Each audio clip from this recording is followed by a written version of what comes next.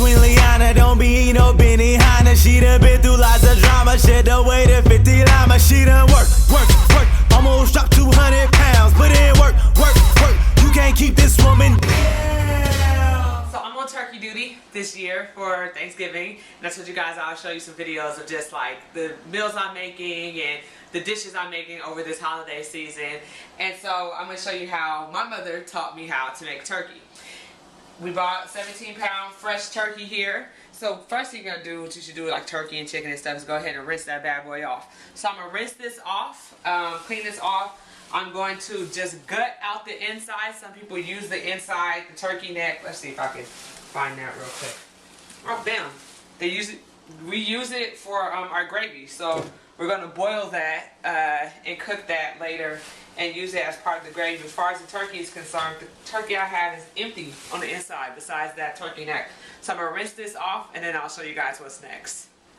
After you're done rinsing the turkey, you want to make sure that your turkey is dry. So I just grab a couple of paper towels and I just pat down the turkey like this. It doesn't have to be completely dry, but you don't want the seasoning you want it to get all the seasoning.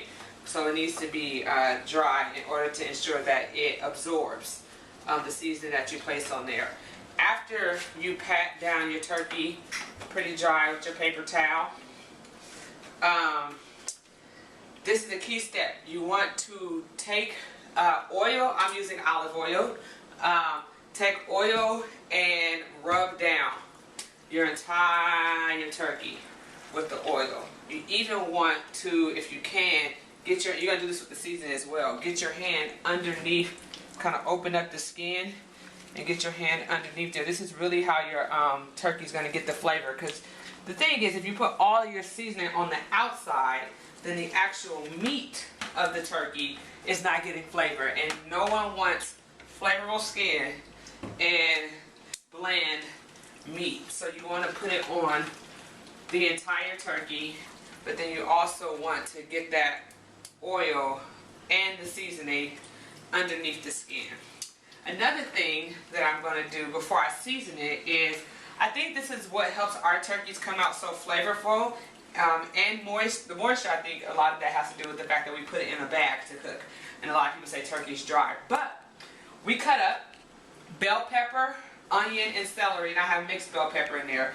And in the cavity of the turkey, now some people actually make their stuffing in the cavity of the turkey. We don't do that. We don't even make stuffing. My family calls it dressing. Stuffing comes from the term of actually stuffing the turkey with it.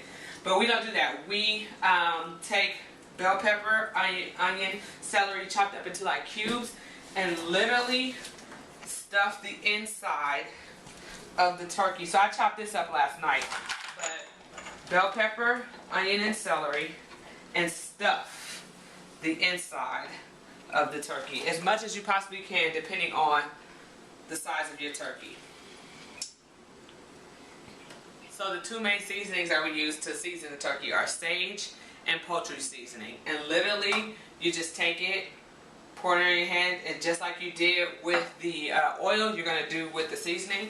You're going to just literally rub down your turkey.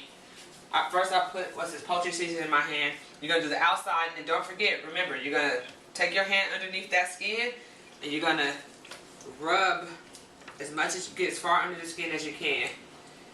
Rub that meat. And so when you're done with the poultry seasoning, take the sage and do the same thing, and just make sure the entire turkey is covered. So you see this, you want to make sure that the turkey is covered with seasoning. And like I said, I also got underneath the skin, so you see how I seasoned that as well. Stuffed with these veggies. Just a little more space. Make sure your cavity is stuffed with these veggies. You'll be thankful for it later. In our home, we cook ours inside of these Reynolds turkey bags. And so you just get it based on the size of the turkey, which it says 8 to 24 pounds for one size, 8 to 24 pounds. So our turkey is 17 pounds, so it'll fit inside these bags. And basically the instructions is you take a tablespoon of flour and you put it inside of this bag, and then you take your turkey and you stuff your turkey. You put the turkey inside of the bag, and I'll show you that. But you put the turkey inside the bag, and then honestly, you just let it sit in the refrigerator. Right now it's 12:52, almost 1 o'clock on Wednesday, and it's gonna sit all the way there until Thursday morning, tomorrow morning, when I then put it in the oven. So this is what the Reynolds bags look like. Put a tablespoon of flour in here, and you just shake it up, make sure the flour gets on the majority of the bag, and then I'm going to take this turkey and put it inside of this bag. I need assistance actually accomplishing that, so you won't see me putting it in the bag, but you might want some help putting the turkey in the bag. Alright, so this is me struggling to hold this up just so you can see that you put the turkey inside of this bag. I had help, but now you put the turkey inside of the bag, and I'm going to take the remainder of these vegetables and just stuff it in there. Even if some of them fall off into the bag, that's okay. I read the more possible flavor, the better. Now I'm going to close this bag up, and I'm going to put it in the refrigerator and let this turkey sit overnight. And then tomorrow morning, I'll just put it inside of the turkey pan and put it in the oven. And I just follow the oven directions based on the size of the turkey. On the back of that Reynolds box, or actually there's a paper inside of that blue box that gives you instructions on how long to cook your turkey based on the size of it. This one's going to take about 2.5 hours to cook. I'm about to put this in the refrigerator. I won't be doing any push-ups today because this is heavy. But just put your little tie on there. I'm not going to put it in the pan because it's going to take up too much room.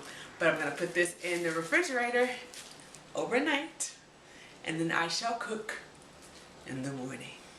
It is Thanksgiving morning. That turkey has been in the refrigerator for about, I don't know, when I put it in yesterday. The turkey, look at this. Seasoned, stuffed, ready to go in the oven. Okay, so take this bad boy, put it in this pan. Make sure your rack, whatever the heck that thing is called, is in the pan, in your turkey pan. You see that down there? Make sure that that's in there. We might need a bigger turkey pan. All right, put that turkey in. Preheat that oven to 350 or whatever your box tells you. Then, ooh, I almost forgot. I have to cut 6 slits. We would have had a problem, Houston. 1, 2, 3, 4, 5, 6. I guess for some, ventilation purposes. Go ahead and take this and put it in the oven. That seems kind of low. But it cooked, the heat rises from the top. Whatever, it's cool. What you think? I think it's good. Alright, close that. Says it's going to take about 2.5 hours, 2 hours, 2.5 hours to cook. If you have a nice snazzy oven like mine, you can just set the timer, and then you don't have to watch me set the timer. Set your timer or keep an eye on your watch and check on your turkey. Turkey's done. Sorry, that's the fog from the steam, which we're going to close this back up because I don't want it to get too hot. Anyway, it's going to be room temperature by the time we eat it. But it says 2.5 hours. There's the turkey that we took out. It looks delicious. It's going to have some bomb flavor from those vegetables. And that's how you make yourself a turkey.